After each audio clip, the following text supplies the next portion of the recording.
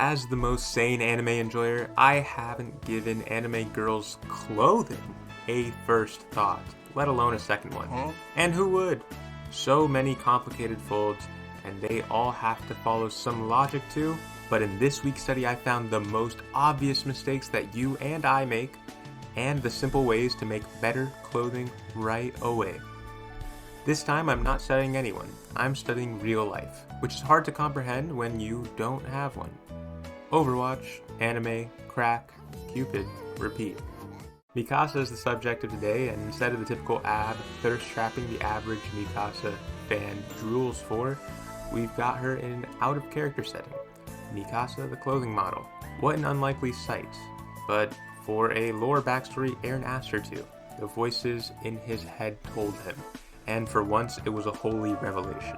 At this point, my proportions are still evening themselves out.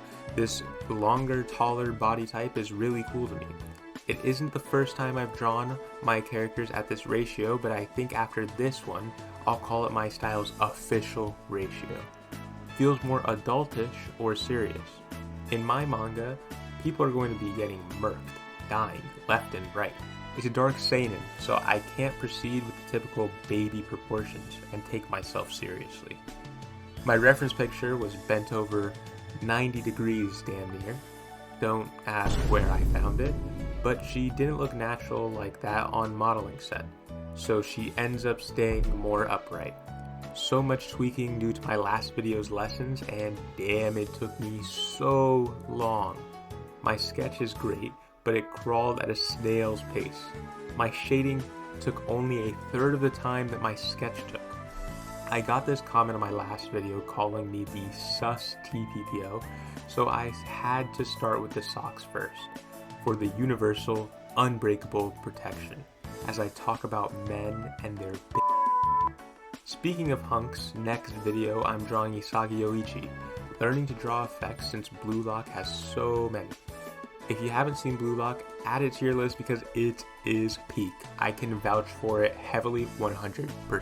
Our first clothing piece is loose socks that these soft girls wear. They're not pushed all the way down, and the socks look like they're pretty thick material, so they're going to be wider and subtler folds. Yes, that's right. The formula to knowing how to fold clothes. 1. What's the material? 2. Physics ting. What are the forces being applied to the fabrics? 3. Loose or tight. Much simpler than the quadratic formula. Is it really that easy? Oh hell no. Not for me at least. The first problem I came across was finding the originator for the folds. You know that physics thing I mentioned? There is something pulling on your clothing, or in this skirt's case, pushing against it. Starting by drawing the silhouette with appropriately sized bumps, then pull lines from those bumps towards the pull point. The push direction may impact the shape of the silhouette. Now for softer materials and less abrupt folds, shade to show that they're there. Don't use lines. Moving up the body to these bad boys. I don't know why, but looking at these, they look more realistic than usual.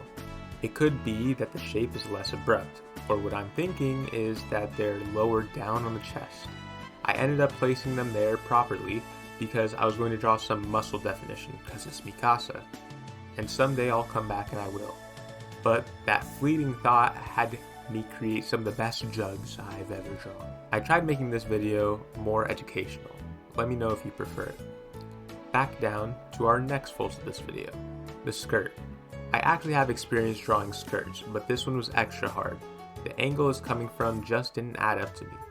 In my other drawings, I had a lower angle to view it from, so the silhouette shape I used then didn't help me this time. I wanted a flowy skirt, not the typical anime high school girl skirt, so that other shape really didn't work. On the right side, where the skirt is flipping up, I was really fully lost. I tried my best, but here's a tip. If you don't know how to do something, don't overcomplicate it. It'll just draw attention to your weakness. Pray they overlook it.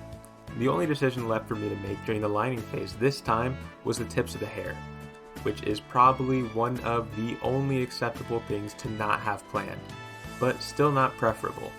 That's why my hair is extra simple this time.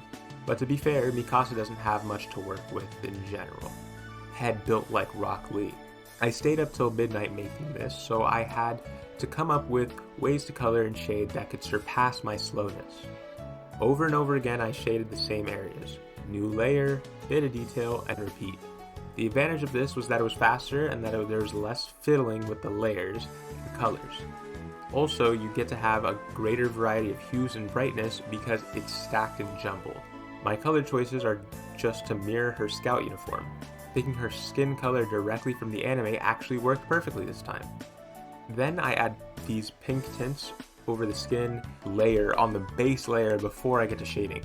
Then the multiply layer goes over these gradients perfectly. As an avid Derpixon enthusiast, I researched animation, for I was once needing the bag.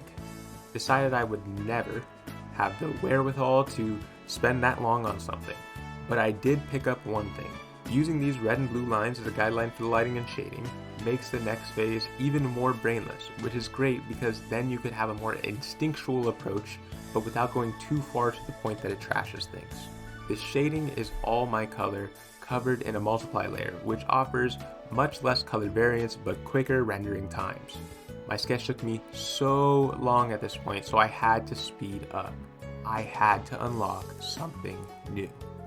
I carved out the lighting and immediately added the 2 light sources. I always forget to add in the second light source, so I tried to do it straight from the beginning. She's supposed to be on set, like one of those white rooms from a Jubilee video or something, so I show some shading to give off the impression I put at least 5 seconds of effort into it. Now, shading folds is all about learning to shade a cylinder. I didn't go over every little fold, but here in the skirt is a good example of it. Folds are waves. The peak of the wave is shaded like a cylinder and then softens out into a valley, which is shaded in the reverse. The harder and deeper the fold, the more abrupt that peak and valley transition will be, with the most being shown with a line. As part of my speed buff, I use Glow Dodge for the first time. Glow Dodge with an airbrush is a perfect tool for the highlights. These are the best highlights I've gotten ever, and they were so much faster than my normal process. An intense glow radiation off the jugs makes them look for real. I think Glow Dodge adding in that bit of color makes it look more skin-like and less dead body-like. And I'm not a necrophiliac most of the time, so that's perfect. The shading on the jacket would have been better done if I wasn't 5 hours past my bedtime right now. My effort goes down proportionally to my energy, so my art would improve so much if I could go faster and cover all my bases. Video on speed coming soon. Honestly, I'm quite satisfied with my women drawing ability. Time to start covering those topics no one covers. Men. Isagi incoming. Subscribe.